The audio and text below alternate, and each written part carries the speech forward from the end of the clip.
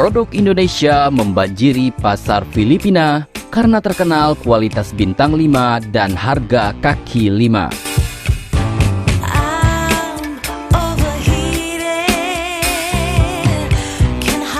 Indonesia kini bukan lagi negara agraris layaknya 3 dekade yang lalu. Kini Indonesia sudah menjelma menjadi negara industri menengah ke atas, di mana banyak sekali pabrik-pabrik asli dalam negeri dan pabrikan asing yang menancapkan benderanya di Indonesia. Dengan jumlah penduduk yang besar, yang artinya jumlah tenaga kerja yang melimpah, berdampak pada kecepatan industri untuk membuat produk dan mereplikasi diri menjadi semakin cepat. Alhasil, produk industri Indonesia kini tidak hanya berhasil memenuhi kebutuhan dalam negeri Indonesia saja, namun juga bisa dikirim ke berbagai negara di penjuru dunia. Salah satu negara yang kebanjiran produk industri Indonesia hingga menjadikan produk Indonesia menjadi produk asing nomor 1 terbanyak di negara itu. Penasaran negara yang mana?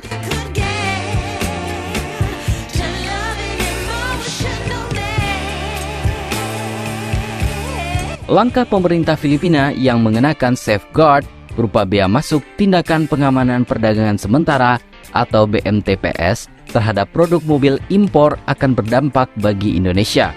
Pasalnya, Indonesia menjadi negara yang mengekspor mobilnya paling banyak dengan angka yang sangat besar ke Filipina. Sangat besar. Ekspor di 2 tahun terakhir yang masuk ke Filipina paling besar dari Indonesia. Dari Indonesia itu nomor 1, yang kedua barulah Thailand. Begitu kata Ketua Umum Gabungan Industri Kendaraan Bermotor Indonesia atau Gaikindo, Jongki Sugiarto, kepada CNBC Indonesia beberapa waktu yang lalu. Filipina memang menjadi pasar empuk bagi pabrikan mobil Indonesia. Pada tahun 2019 saja, jumlah mobil yang berhasil tercatat sebagai ekspor mencapai 86.000 kendaraan. Daihatsu, Toyota, Mitsubishi Motors, Suzuki, hingga Honda menjadi 5 eksportir terbesar, kemudian diikuti oleh Isuzu, Wuling, dan Hyundai. Namun, ketika rencana Filipina safeguard itu mencuat, maka ekspor dan produksi mobil dari Indonesia berpotensi bakal sedikit terganggu. Hal ini juga menjadi kekhawatiran para produsen. Namun, Yohanes menilai Filipina harus mengikuti aturan bersama, yakni the Asian Free Trade Area atau AFTA, di mana salah satu aturannya adalah soal impor-ekspor mobil. Kalau volume ekspor ke Filipina menurun, pasti produksi menurun. Tapi ini sangat awal, jadi kita menjajaki sehingga hambatan tersebut tidak terjadi dan kita bisa ekspor mobil karena semua sudah diatur dalam AFTA dan Filipina sudah mengikuti aturan tersebut. Begitu kata Komisaris PT Isuzu Astra Motor Indonesia kala itu. Melalui aturan baru, importir mobil harus memberi jaminan tunai sebesar 70.000 peso Filipina atau setara 20,2 juta rupiah per mobil penumpang impor serta 110.000 peso atau setara 31,8 juta rupiah per mobil niaga ringan.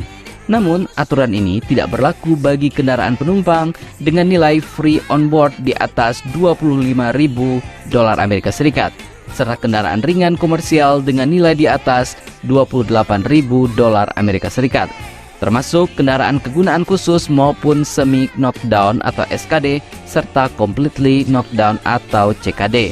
Pemerintah Filipina mengambil langkah ekstrim terkait bea masuk atau safeguard bagi mobil-mobil impor. Negara Lubung Padi itu mengenakan bea masuk untuk mobil penumpang dan light commercial vehicle atau LCV atau kendaraan niaga mulai 5 Januari hingga 200 hari berikutnya. Selama rentang waktu tersebut, Komisi Tarif Filipina akan melakukan penyelidikan formal yang akan menentukan apakah ada manfaat untuk memberlakukan tindakan pengamanan secara definitif ataupun tidak. Sebagai salah satu negara utama eksportir mobil ke Filipina, Indonesia akan sangat terdampak dalam hal penjualan. Hal serupa pun akan menimpa Thailand. Filipina memiliki salah satu pasar paling terbuka dibandingkan negara tetangga ASEAN kita lainnya. Meskipun kami secara umum tidak membatasi produk yang masuk ke pasar, kami juga perlu memastikan level playing field untuk industri lokal kami. Begitu kata Menteri Perdagangan dan Industri Filipina, Ramon M. Lopez, seperti dikutip dari Manila Bulletin pada hari Selasa 21 Januari 2021 yang lalu. Tidak hanya Filipina, produk FMCG atau Fast Moving Consumer Goods atau produk kebutuhan harian rumah tangga buatan asli Indonesia juga datang ke Filipina bak tsunami menerjang. Berbagai toko retail raksasa, supermarket, minimarket, hingga pasar tradisional dipenuhi oleh produk-produk Indonesia yang seringkali kita temui dan kita gunakan sehari-hari. Sebagaimana diungkapkan oleh seorang TikTokers bernama Esther Lubis yang berkesempatan mengunjungi Filipina beberapa waktu yang lalu. Dia dibuat takjub dan sekaligus bangga di satu waktu akibat dia melihat begitu banyak produk Indonesia yang berjejer di supermarket Filipina. Produk yang biasa kita temui di warung-warung, Alfamart, Indomart dan lain sebagainya juga bertahta dengan cantiknya di etalase supermarket negaranya Mr. dan Madam Marcos ini. Hai guys, gue sekarang lagi di Manila, Filipina, dan mari kita cari produk Indonesia di Filipina. Yang pertama ini Gatsby. Gue baru tau kalau Gatsby itu adalah lokal produk dari Indonesia, dan kalau lo lihat di belakangnya tuh, lo bisa lihat tuh Indonesia ya. Dan ini ada banyak banget di sini. Wow. Next ada Ellipse. Ini gue juga kaget. Ellipse ini ternyata produk Indonesia ya. Tuh tulisannya ada Indonesianya. Kelihatan ya, Kino Indonesia Tbk. Dan ini tuh ada banyak di sini, lihat. Wow, proud. BTW ada Gatsby lagi di sini. And next ini yang paling obvious, banyak banget Pond's, dan gue baru tau kalau Pond's ternyata lokal produk Indo. Gue kaget waktu gue lihat lawan 99% kuman ini kan bahasa Indonesia. Terus gue lihat belakangnya, yes, bener dari Indonesia tuh, Unilever Indonesia. Wow, Cikarang Bekasi. Dan ini ada banyak banget ya.